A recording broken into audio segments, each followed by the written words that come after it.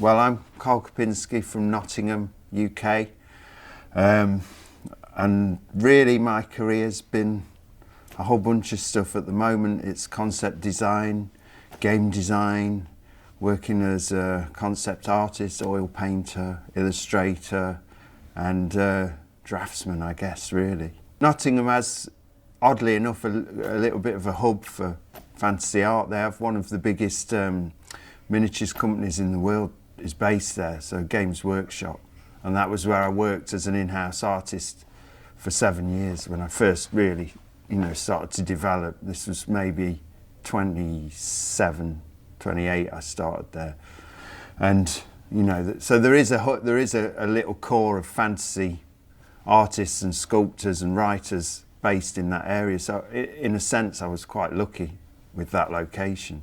It was the thing I was good at. So I was doing it from an early age and showing signs that were, I was ambidextrous for a while until I was about 4 or 5. I was drawing with both hands.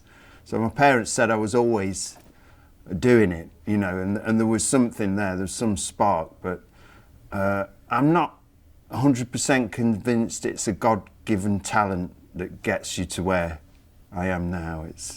There's a spark there. And maybe the talent is the love of it. That's for me, that's what it's really about, is that love to do it, and that was there from the beginning. I was happy to be on my own with a pencil and paper or some clay, And my brother does something very similar. He's a digital artist, so we'd actually do that, play together. We'd either fight or draw and make clay sculptures together. So it was a good environment for it.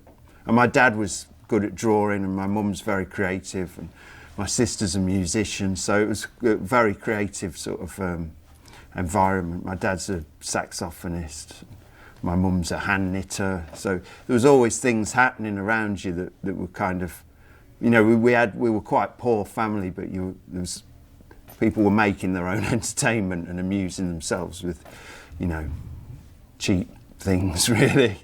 So yeah, that's where I started, I think. I had a realisation maybe 3 months ago that I'm still drawing what I was drawing when I was 6. Now I get paid for it. So I'm drawing spacemen, Spider-Man, barbarians, and I go back and look at the stuff that I was drawing maybe when I was 6 or 7. And there's not much of it left because it was done on scraps of paper, and I never kept sort of sketchbooks, but it was like Space 1999. Tarzan, Robin Hood, Spider-Man, so there was some kind of, little themes that were running there, and I'm still doing them now, 40 years later. I should grow up, really. And I was a curious kid as well, really. My parents said it was, just make him stop asking questions. All kids do it as well, they're interested, and I think I'm still got that interest, and I like to look and observe and really watch people or understand how things work, and I think that's something that most kids do. Yourself as a parent, you probably know that they're always asking you questions, but to hold on to that sort of inquisitiveness is quite it's a tough thing to do. As you get older, you get cynical, you start to take things for granted. But I try to remain, interested and inquisitive, really. Well, I had quite a bad experience of college. So when I went to uni in a place in the northeast of the UK, it was not a particularly good course, and I was studying fine art. And I thought I was going to get there and they'd just love the fact I like painting, and that was what I was interested in. But in actual fact, they were interested in the sort of angst-ridden story behind why I painted, and I didn't have one. I had a nice childhood, great parents, good environment, not wealthy, but super happy and stable, So there's no alcoholic mother or, there's no angst there, really. It was just a love of painting. So when I went to art college and I started to do these paintings in oils, there's actually a lack of interest from the tutors, I felt, and there wasn't anybody who kind of took me under their wing, and it wasn't a course that was built on realist painting or any of the things I was interested in. In a part, it's my fault for choosing the wrong place, but I became increasingly frustrated and actually went quite off the rails for quite a long time, you know, almost stopped drawing and painting completely.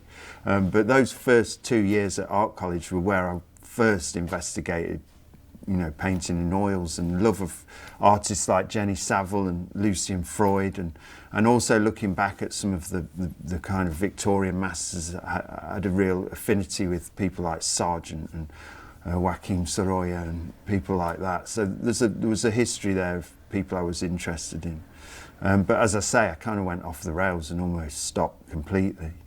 It's not upsetting to talk about, but it's quite a sad period really, because the situations I found myself in were, you know, they're worrying for my parents, and you know, there was no creative drive there. So I found for quite a period of, just off the back of this course, that I didn't know where I was going and what I was doing, and I'd lost that look. I hadn't lost the love of it, but I'd lost the love of just doing it intuitively, and I kind of just didn't. I lost all direction.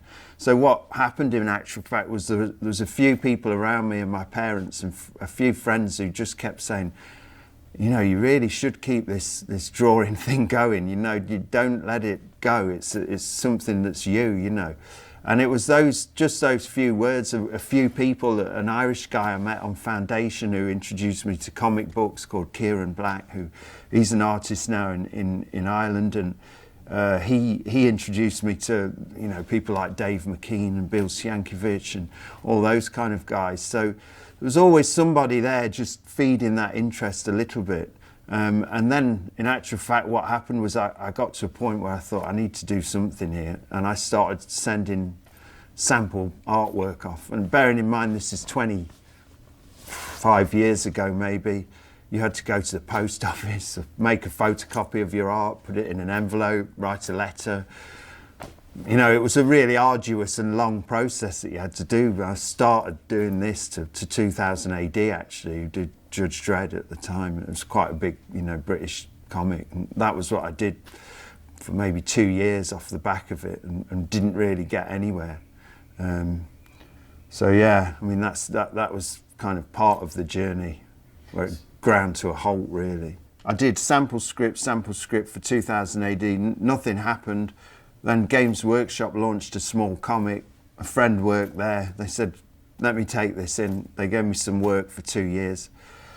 I made no money, but I was getting out there and working with good writers. And then GW, Games Workshop, asked me to go in-house. And that was the big kind of kick up the ass that I needed.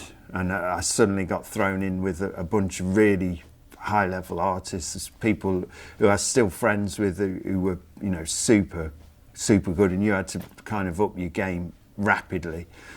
So Paul Dainton, Adrian Smith, people like that who were really inspiring, and it was a good environment as well, you know, quite energetic and inspiring sort of environment to work in. So we did that, I worked there for 7 years, slowly turned over to working in oils, because I was trying to work in acrylics there because I thought I had to. I've always made this kind of mistake of thinking I have to do something and then realising a year down the line I don't have to do that. So I switched to oils, and it was kind of like a bit of a turning point there as well, because it was the medium that I felt an affinity with, and I'd obviously used at uni but kind of lost this attachment to it. So I came back to that at GW and started working in oils solely.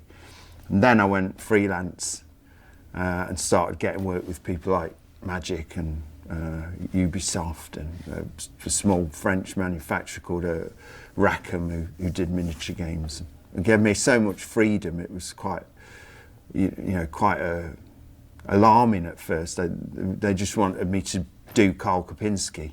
And at GW you didn't do that, you did GW. So that was a big turning point, that suddenly someone's like, yeah, but we love what you do. Can you do that for us with our stuff? And suddenly you're like, wow, yeah, okay.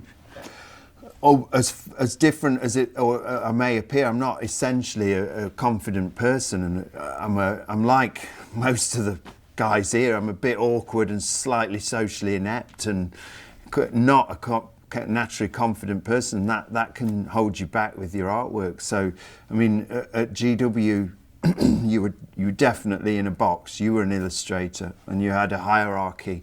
Only the upper level artists were allowed to concept.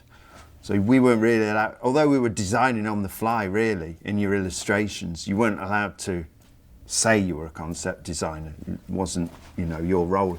And then so I leave, and I had work set up when I left straight away for this French company, and their immediate response was, just do your thing, and it was hellishly confusing at first, and a real kind of, I couldn't say I hit a brick wall with it, but I found it hard to get through this. Constantly asking the art director, is this okay? Can I do this? And every time he'd go, no, just do your thing. Just go with it. Just run with it. To kind of free yourself up from that, the sort of shackles that you'd built for yourself, really, and they'd built for you, maybe.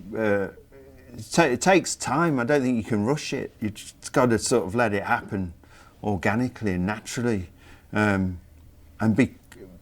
Because people were putting more and more trust and faith in me and what I did, then, as I said, my confidence isn't super high at the best of times, but just those little things helped me to think, I can do this.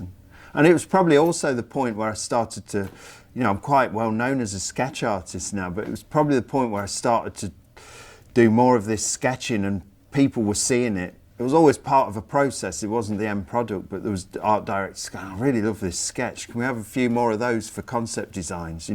Wasn't working digitally with it. It was always just a pencil drawing. So there was just the beginnings of those sort of kind of stylistic developments happening at that point. But essentially a lot of it was, influenced and informed by what I'd done at Games Workshop. I've done paintings of the Battle of Waterloo that were like 45 by 30 inch epic kind of oil paintings, and that is a long and arduous process of compositional sketch, nail some of the figure positions, definitive figure sketches, and really kind of tying down what each individual figure's doing, making studies, and then putting it together as an oil painting.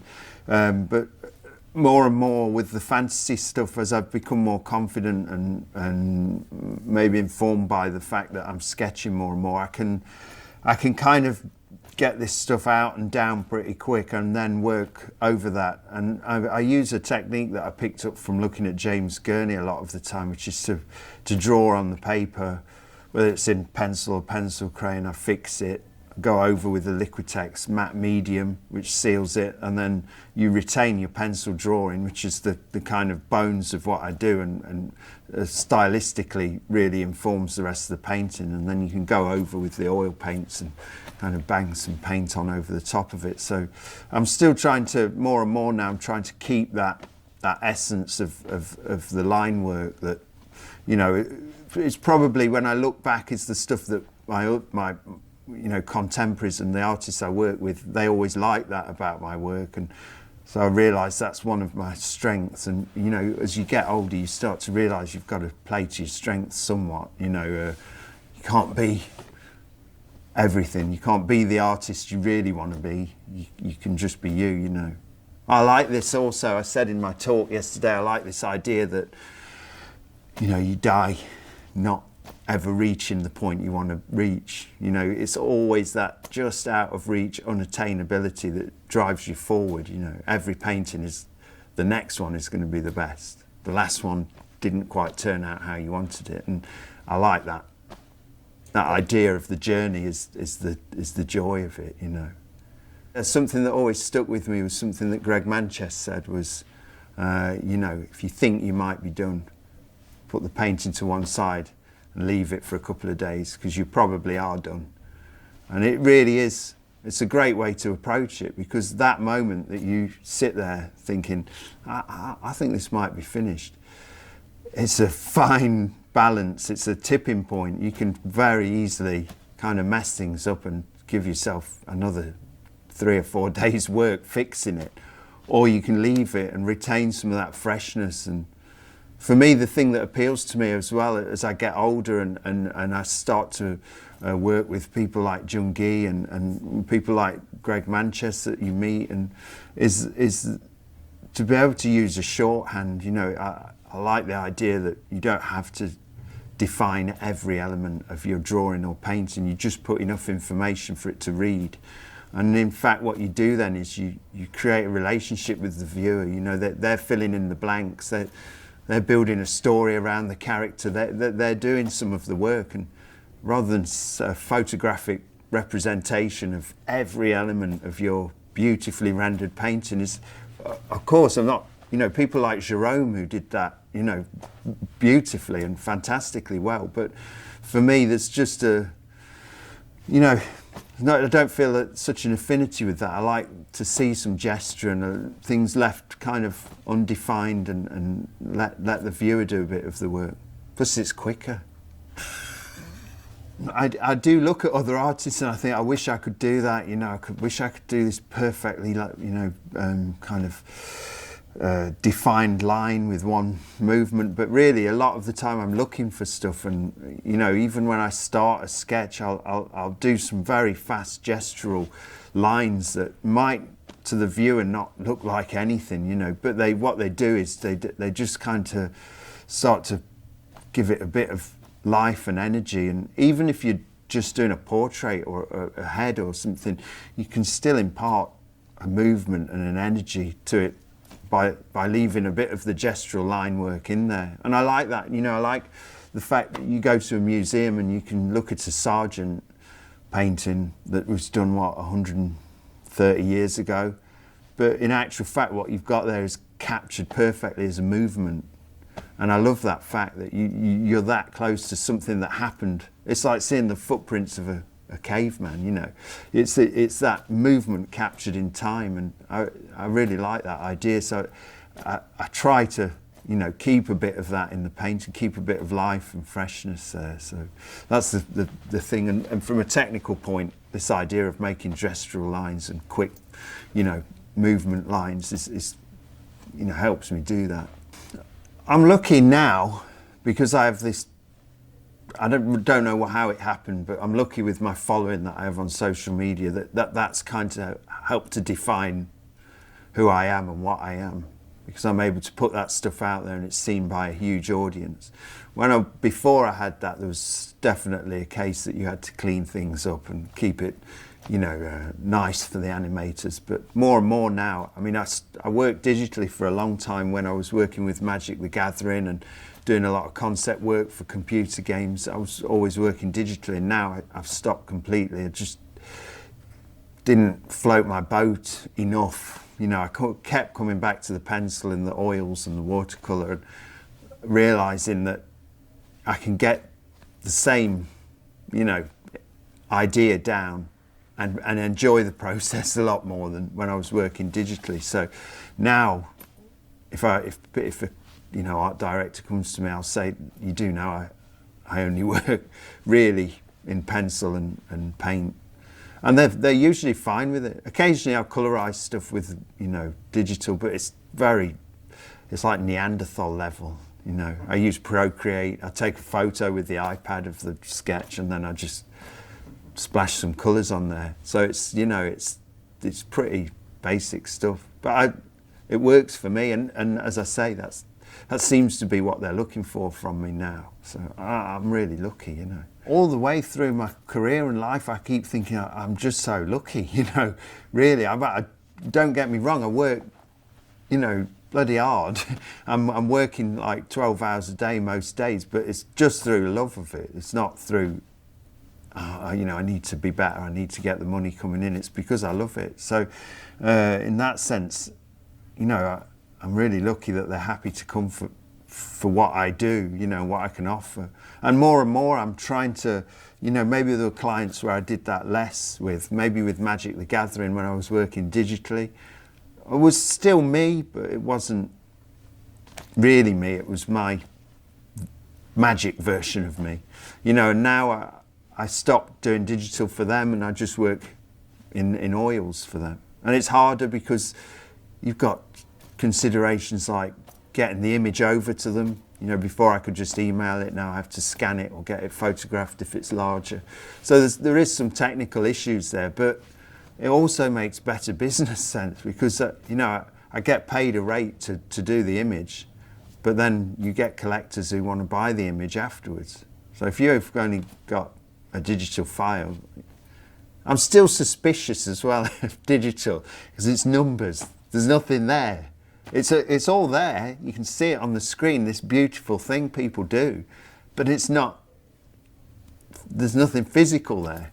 And I find that, I know it's a kind of a stupid thing, but it jars a little bit with me that there's nothing, there's that distance between the two. It just, I don't know, that's part of what I struggled with. I couldn't smell the paint, you know, I couldn't feel the marks on the paper, and that's what I grew up doing. Like you say, I'm a child of the 70s. This technology wasn't there. My first computer was a ZX Spectrum or ZX81, you know. You played a Space Invader game where the ship was a 0, an X and a dash, and it was like, whoa, this is technology. So, you know, I just didn't grow up with that affinity. I'm interested to see where it goes as well, because the level of kids that you see at this events like this is super high, and they've grown up with this, so it becomes like intuitive for them, and it just never was intuitive for me. So I came back to the thing that was, you know. So what I want to tell people is, you know, you should never feel beholden to one medium. You know, it's not been the case for me. It's not been the case for so many artists I admire, and probably, you know, the guys who are watching this admire. It's about the ability to draw and the love of it, and that's what it really boils down to. All of those media are perfectly, you know, justified to use them and experiment with them. And also, you've got to remember the bones of what you do is not the medium. It's the bones of what you do is the drawing. And how you choose to make that is your decision, and can inform your stylistic development over the years. But the real foundation of what we do is drawing. It's not this medium, that filter, this app. You know, it's that basic thing that cavemen were doing on walls. It's that magic of taking this and this and this and making something with it. And that's what you've got to hold on to and build on as well. Well, for me, I mean, if you look at the point when I got my first paid work, that same day I was looking at jobs in a pet food factory. I was applying for jobs in a pet food factory. I gave up on the 2000 AD thing. I was like, this is no point.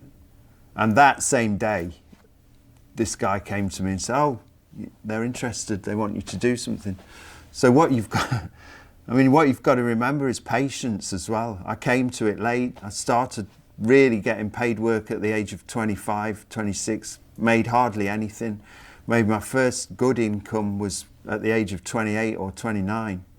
But you've got to be patient. You've got to realise there's only hard work can really get you to be, you know, a great artist. You can't. There's a lot of shortcuts and tricks and tips to learn, but it's nothing without applying it for years and years. And I met a guy yesterday who was 21, and a Russian guy with an amazing portfolio of a whole storyline he was developing. And I said, you're 21, man, just do it. You know, don't stress. Getting paid work from other clients.